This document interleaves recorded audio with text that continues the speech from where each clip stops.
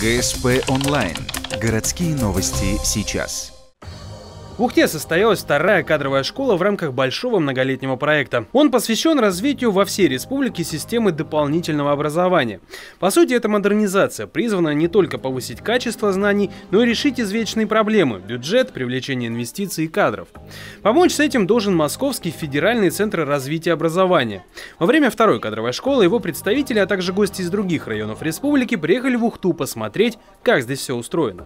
Нам всегда, в какой бы мы регион ни приехали, нам говорят, в сельской местности всегда все фигово. Да?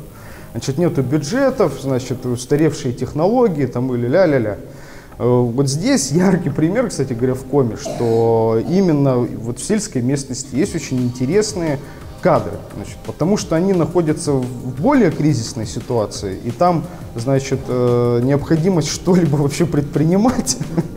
Но если, конечно, у человека есть свое самоопределение какое-то, что-либо предпринимать, она возникает необходимость чисто по жизни. Во время работы кадровой школы несколько дней специалисты проводили мастер-классы, делились опытом и наработками.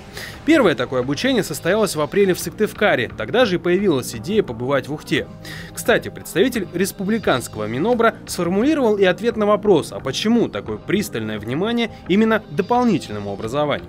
У нас дети приходят в школу и выходят оттуда, они не учатся, да, они готовятся к взрослой жизни, они готовятся к сдаче ЕГЭ, к экзаменам, да, то есть жизнь, она постоянно откладывается, мы постоянно к чему-то детей готовим, но забываем про сегодняшний день. А дополнительное образование, ребенок только в нем фактически оказывается в формате реального выбора. После осмотра всех местных реалий гости высказали закономерный вывод. В Ухте в доп. Образовании осталось очень много советских времен, что и не мудрено.